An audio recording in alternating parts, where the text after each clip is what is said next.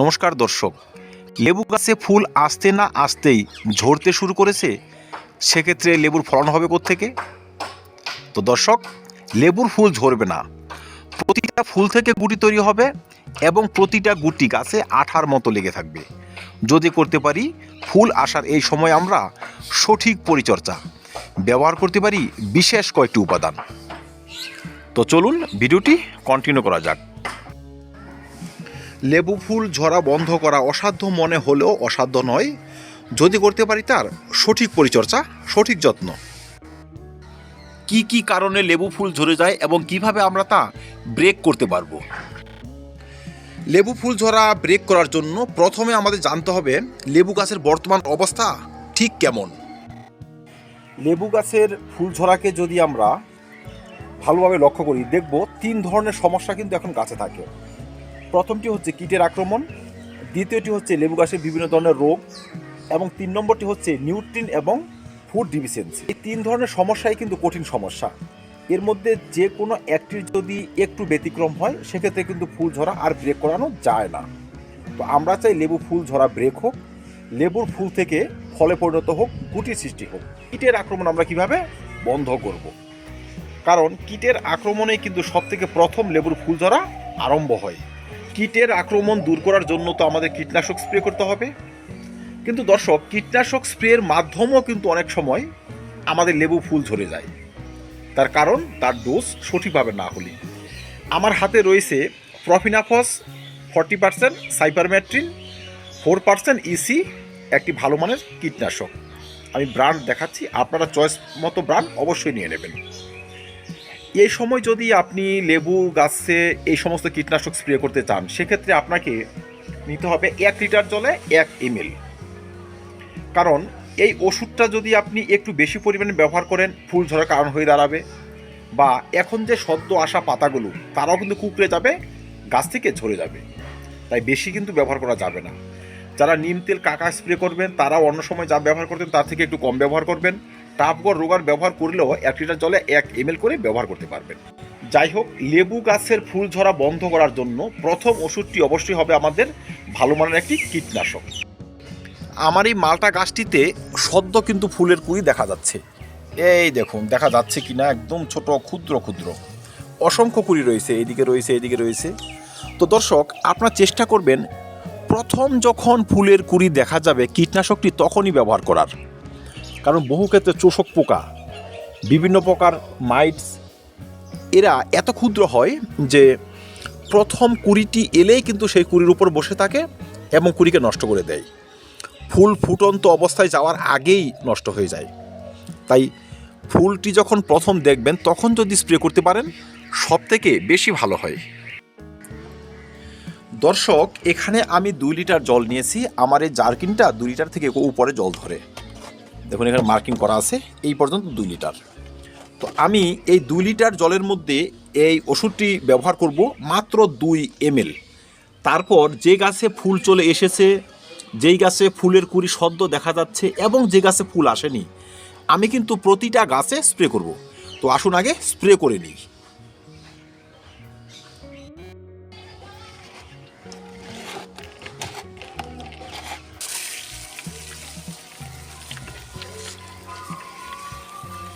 যখন কীটনাশক গাছে স্প্রে করবেন খেয়াল করবেন যেন কোথাও বাদ না যায়, পুরো গাছ কীটনাশকে একদম ভিজিয়ে দেবেন। তো চলুন আমি আমার প্রতিটা গাছে আগে স্প্রে করে নিই। আমার এই গাছটিতে এখনও ফুল আসেনি, আমি এই গাছও স্প্রে করব।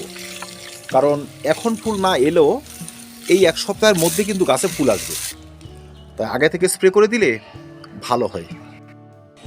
বহু ক্ষেত্রে গুটি ঝরার কারণ হয় চোষক পোকা এবং মাইটস। তাই যে গাছে গুটি চলে এসেছে সেই গাছও কিন্তু আমি এখন কীটনাশক স্প্রে করব।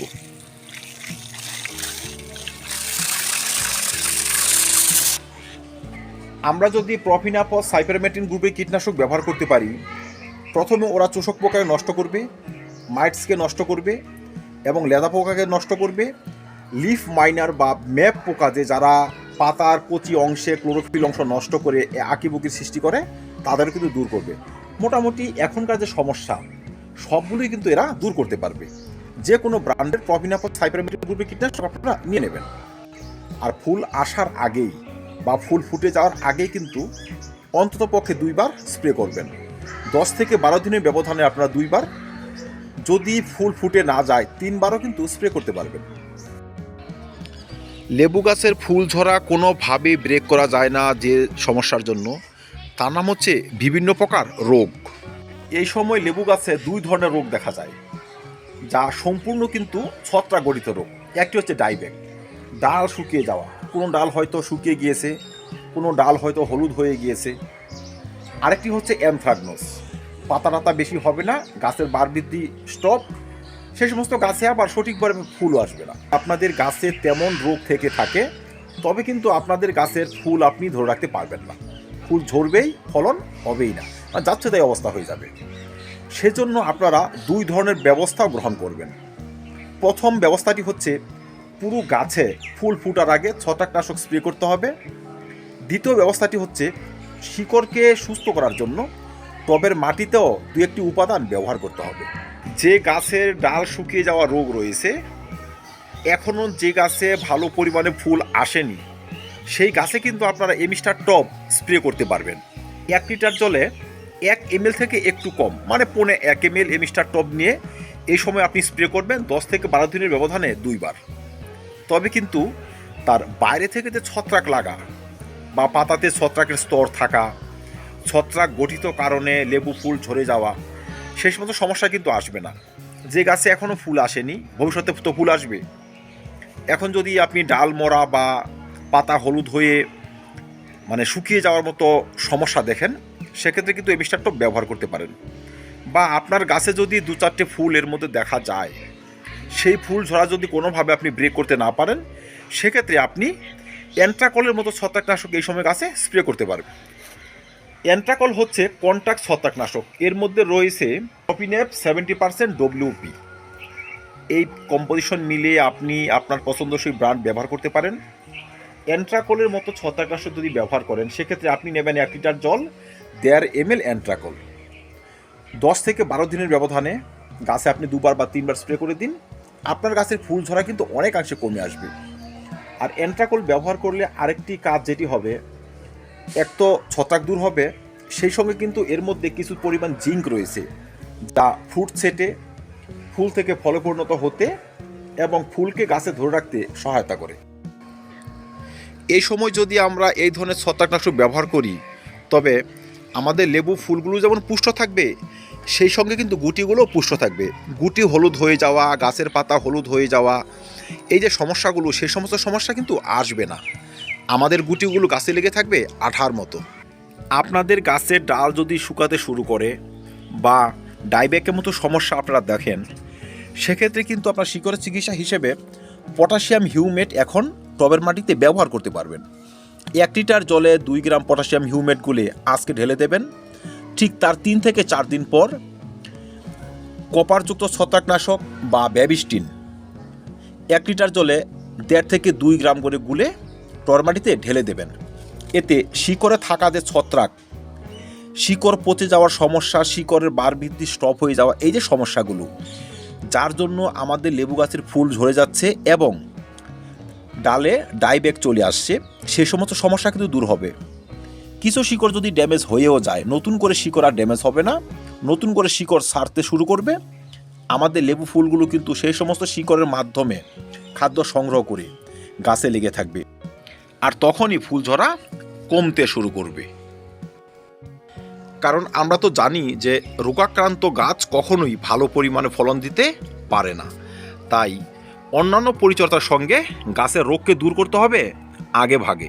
3 নম্বর সমস্যাটি হচ্ছে সব থেকে ইম্পর্টেন্ট, যে সমস্যার জন্য আমরা গাছে ফলন পাই না। এই দেখুন, ধরতে না ধরতে আমার কিন্তু নাগপুর অরেঞ্জটা খুলে চলে এলো, কতগুলো ফল হয়েছে, ফলগুলো পেকে রয়েছে। এই ধরনের ফলন সম্ভব গাছের নিউট্রিন ডিফিসিয়েন্সি দূর করেই। তাই 3 নম্বর সমস্যাটি অবশ্যই গাছের নিউট্রিন এবং ফুড ডিফিসিয়েন্সি, যার জন্য আমাদের গাছের ফুল ধরে থাকে না, ফুল কম আসে এবং সেই সমস্ত ফুল থেকে ফলে পরিণত হয় না। তো চলুন দেখি নিউট্রিন ডিফিসিয়েন্সি কমানোর জন্য আমরা কী কী উপাদান ব্যবহার করব, কত পরিমাণে ব্যবহার করব আর ঠিক কখন ব্যবহার করব। প্রথমে আসি ফুড ডিফিসিয়েন্সি। দর্শক, ফুড ডিফিসিয়েন্সি খাদ্যের অভাব। এখন যদি আমাদের গাছে ফুল ঝরা লক্ষ্য করা যায়। তবে গাছে কিন্তু পটাশিয়ামের ঘাটতি রয়েছে, এটা কিন্তু বলা যায়। মানে পটাশিয়াম গাছে ফুল নিয়ে আসতে সহায়তা করে, সেই ফুল থেকে গুটি বাঁধতে সহায়তা করে, ফুলকে গাছে ধরে রাখতেও সহায়তা করে। তবে প্রথমে কিন্তু আমাদের পটাশিয়ামযুক্ত খাবার টবের মাটিতে ব্যবহার করতে হবে। এখন গাছে ফুল রয়েছে, ফুল আসছে, টবের মাটি খুঁচিয়ে কিন্তু পটাশিয়াম সার আমরা ব্যবহার করতে পারবো না। তাই আমাদের সার ব্যবহার করতে হবে তরল আকারে। আপনারা খাদ্যটি এমনভাবে ব্যবহার করতে পারেন, 1 লিটার জলে 3 থেকে 4 গ্রাম বা সর্বাধিক 5 গ্রাম 005234 যে ওয়াটার সলিউবল পটাশিয়াম ফসফরাস পাওয়া যায়, সেটি গুলে টবের মাটিতে দিয়ে দেবেন। আজকে যদি একবার দেন, ঠিক 15 দিনের মধ্যে আরেকবার, মানে 12 দিনের মধ্যে ধরুন আরেকবার, ঠিক তার 12 থেকে 13 দিন পরে আরেকবার।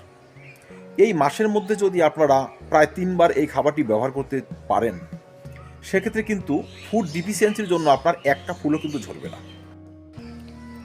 এবার চলুন দেখে নেই নিউট্রিয়েন্টস ডিফিসিয়েন্সি আমরা কিভাবে সারিয়ে তুলব। গাছ তার লাইফ সাইকেল চালাতে 16 থেকে 17 রকমের মাইক্রো ম্যাক্রো নিউট্রিয়েন্টস গ্রহণ করে। এদের যদি ডিফিসিয়েন্সি এখন ফুটে ওঠে, সেক্ষেত্রে কিন্তু প্রথমে ওরা ফুলকে ঝরিয়ে দেবে। কারণ ফুল আসা বা ফুল ঝরা কিন্তু খুব সেন্সিটিভ ব্যাপার, সামান্য একটু ডিফারেন্সে কিন্তু গাছে ফুল টেকে না। সেজন্য আমাদের নিউট্রিয়েন্টস ডিফিসিয়েন্সি কিন্তু এখন সারিয়ে তুলতে হবে। আমরা এমন কিছু উপাদান ব্যবহার করতে পারি যে সমস্ত উপাদানের মাধ্যমে সেগুলো আমরা সারাতে পারব। এমনভাবে সেই উপাদানগুলোর ব্যবহার করতে পারবো, যেমন ধরুন আজকে যদি আমি পটাশিয়াম ফসফরাসযুক্ত খাবার টবের মাটিতে ব্যবহার করি, সেই সঙ্গে কিন্তু ভালো মানের অনুখাদ্য মিশিয়ে তারপর ব্যবহার করতে পারি। দর্শক, আমরা টবের মাটিতে খাদ্য অনুখাদ্যগুলো এইভাবে ব্যবহার করতে পারি। যেমন ধরুন আমি 05234 নিয়ে নিলাম 4 গ্রাম, সেই সঙ্গে বোরন নিয়ে নিলাম আমি 2 গ্রাম, এবং মোমোমিন পাউডার যদি হাতের কাছে থাকে সেক্ষেত্রে আপনি সেটাও নিয়ে নিলেন 2 গ্রাম। 1 থেকে 1.5 লিটার বা 2 লিটার জলের মধ্যে গুলে টবের মাটিতে ঢেলে দিন। আজকে একবার দিন, 12 দিন পর আরেকবার দিন, তার 12 দিন পর আরেকবার দিন। তবে কিন্তু নিউট্রিয়েন্টস এবং ফুড ডিফিসিয়েন্সি সম্পূর্ণ গাছ থেকে বিদায় হবে। আমাদের লেবু ফুল কিন্তু আর ঝরবে না। যাদের হাতে মোমোমিন পাউডার নেই, আপনারা কিন্তু জৈব দানা অনুখাদ্য এই সময় ব্যবহার করতে পারেন। জৈব দানা অনুখাদ্য যদি ব্যবহার করেন, সেক্ষেত্রে আপনাকে একটু আগে ভিজে রাখতে হবে। আমার এখানে রয়েছে জৈব দানা অনুখাদ্য, আমাদের লোকাল এগুলো পাওয়া যায়। বায়োভিটার নামে আপনি পাবেন, পরশ ভিটার নামে পাবেন, স্বর্ণা নামে পাওয়া যায়, এমন ভ্যারাইটিস ব্র্যান্ড রয়েছে। তো যদি জৈব দানা অনুখাদ্য ব্যবহার করেন, সেক্ষেত্রে আপনি এখান থেকে হয়তো আপনি এই 10 গ্রাম নিয়ে নিলেন। 10 গ্রাম জৈব দানা অনুখাদ্য, 2 গ্রাম ভালো পরিমাণে একটা বোরন, আর 3 থেকে 4 গ্রাম বা 5 গ্রাম 05234, 3টি উপাদান ভালো করে মিশিয়ে 1.5 থেকে 2 লিটার জলে টবের মাটিতে দিয়ে দিন। 1 মাসের মধ্যে 3 বার বা 1.5 মাসের মধ্যে 3 বার যদি আমরা ব্যবহার করতে পারি, আমাদের ফুল ঝরা কিন্তু এমনিতে কমতে শুরু করবে। কারণ গাছের কিন্তু কোনো ধরনের অভাব আর থাকলো না, না ফুড, না নিউট্রিয়েন্টস, না কোনো রোগ, না কীটের আক্রমণ। তো স্বাভাবিকভাবে কিন্তু আমাদের লেবুর ফলন বাড়তে শুরু করবে, ফুল ঝরা অনেকাংশে বন্ধ হয়ে যাবে। এই সব কারণ ছাড়াও কিছু কিছু কারণে কিন্তু লেবু ফুল ঝরতে দেখা যায়। এর মধ্যে একটি হচ্ছে গাছে সঠিক পরিমাণে সানলাইট না পাওয়া, টবের ওয়াটার ম্যানেজমেন্ট সঠিক না করা। তাই ফুল আসার পর থেকে টবের মাটিতে নিয়মিত জল ব্যবহার করতে হবে। এবং অত্যাধিক যদি ফুল চলে আসে, এবার যেমন আমার এই গাছটি দেখতে পাচ্ছেন, বেশ কিছু কমলা লেবু ধরে আছে, খুব সুন্দর কমলা লেবু ধরে আছে। তো এই গাছের বয়স হচ্ছে 1.5 বছর। 1.5 বছরের একটি গাছে কটি কমলা লেবু হতে পারে? 10টি, 15টি, সর্বাধিক 20টি। এর থেকে বেশি তো কমলা লেবু কোনোভাবে টিকবে না, কারণ গাছ এর থেকে বেশি পরিমাণে কমলা লেবু ধরে রাখার মতো পজিশনে নেই। তো স্বাভাবিকভাবে তখন তো ফুল ঝরবেই, গাছে তো ফুল আসবে কম করে 1000, সেক্ষেত্রে কমলা লেবু হবে 20টি। তাই সেটাকে ফুল ঝরা বলে না, প্রয়োজন পর্যন্ত রেখে বাকি পাত ঝেড়ে দেওয়া গাছে কিন্তু কাজ। তবে সেটা নিয়ে কিন্তু চিন্তা ভাবনা করার কিচ্ছু নেই। কিন্তু যখন সমূলে ফুল ঝরতে শুরু করে, গাছ পুরোপুরি ন্যাড়া হয়ে যায়, তখন হয়ে যায় চিন্তার কারণ। আর প্রথম অবস্থায় যদি কিছু গুটি দাঁড়িয়ে যায়, তারপর যদি ফুল ঝরে যায়, সেটা নিয়ে আমাদের ভাবনার কিচ্ছু নেই। কিন্তু দর্শক, আমি যে সমস্ত টিপস অ্যাপ্লাই করে যথেষ্ট সাকসেস, আমার গাছে এখনও ফল রয়েছে, দেখুন কত সুন্দর ফলগুলো, আমি কিন্তু সে সমস্ত শেয়ার করি। এইভাবে আমি যথেষ্ট পরিমাণে কমলার ফলন পাই এবং অন্যান্য লেবুর কিন্তু ফলন পাই। আর প্রথম থেকে আমি এইভাবে যত্ন শুরু করি। আশা রাখছি আপনারা এইভাবে যত্ন করে যথেষ্ট পরিমাণ ফলন গাছে দাঁড় করে নিতে পারবেন। তো ধন্যবাদ দর্শক। লেবু চাষ নিয়ে আরও ভিডিও রয়েছে, ফুল ঝরা বন্ধ করা নিয়েও আরও ভিডিও রয়েছে, সেসব একটু দেখে নেবেন। এতে গাছে ফুল যেমন লেগে থাকবে, সেই ফুল আবার গুটিতে রূপান্তরিত হবে, আপনারা পেয়ে যাবেন বাম্পার লেবুর ফলন। ধন্যবাদ। ভিডিওটি ভালো লাগে লাইক এবং শেয়ার করবেন, চ্যানেল সাবস্ক্রাইব করে পাশে থাকবেন। ভিডিওটি দেখার জন্য অসংখ্য ধন্যবাদ।